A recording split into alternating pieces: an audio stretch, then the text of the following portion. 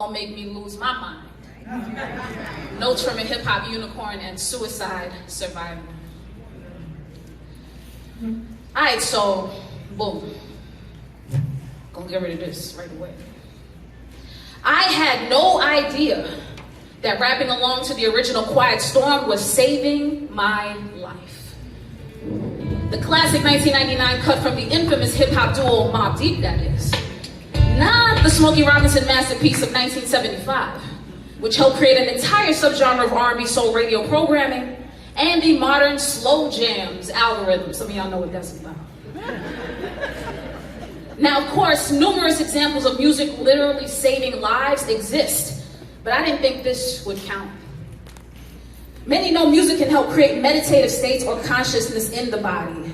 Rhythms that can keep you alert while studying, traveling, or operating machinery. Compositions inspiring new ways to live. Songwriting inducing better decision-making. Voices enabling spiritual breakthroughs. Ambient frequencies which can literally break up diseases. Energy that can balance or replenish almost any mood. I didn't think deeply about how much I like Quiet Storm. I just thought it was a great song. But it was a covert and gradual affair. You see, I noticed a feeling of home when I put it on, but I wasn't sure why.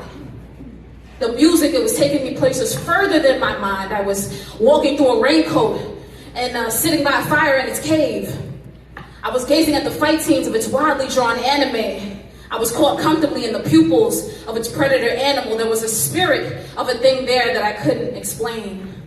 The testimony of young veterans who were supposed to die, but didn't.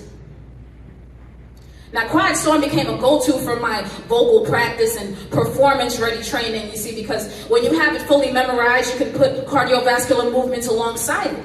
And so a number of songs joined this directive, including the Wu-Tang Clan's Triumph, Queen Latifah and Moni Love's Ladies First, Big Pun and Fat Joe's Twins Deep Cover 98, Lauryn Hill's Everything is Everything, and plot twist, Anita Baker's Fairy Tales.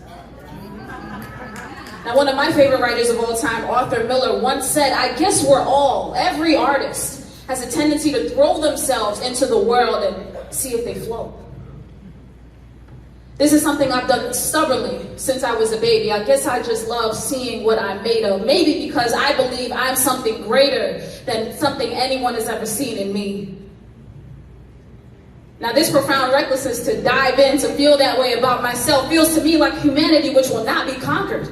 The evidence of a soul living, bucking the truth of being smaller than a grain of sand in the physical universe, yet creating what's already possible. Now, in college, I always kept two sets of notes. One for what I was hearing and the other for what I was noticing or questioning. The likes of high-intensity physicality to the Quiet Storm put me in tune with something fundamental I likewise needed to feel and question. Meanwhile, writing the secure tone of Prodigy's vocal delivery was like reciting a soldier's prayer. It was a therapy discovered unintentionally by counselors who are also the counseled. Now, each time I was in the active performance training, I also put myself in the imagination of how the artists might have felt as they recorded these songs. What it felt like to write such words, to be doing what they love, to be present in the freedom of a gift, to go from being a relative unknown, just creating in a room, to a headlining global public figure, to come through a culture dismissed as a passing trend, and yet significantly shifted the world in less than 50 years. Y'all know I'm talking about hip-hop. To be